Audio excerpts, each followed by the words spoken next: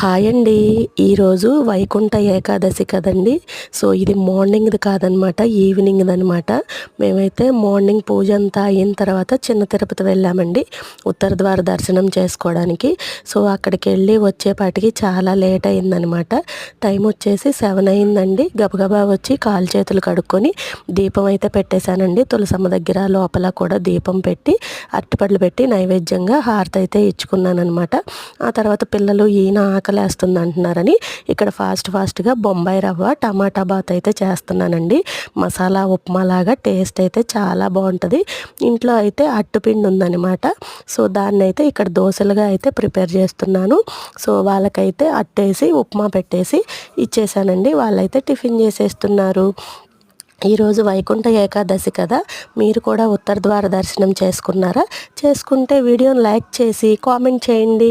ఇంకా ఈరోజు నేనైతే టీ తీసుకొని ఫ్రూట్స్ తీసుకొని అయితే ఫాస్టింగ్ ఉంటాను. వీడియో నచ్చితే లైక్ అండ్ సబ్స్క్రైబ్.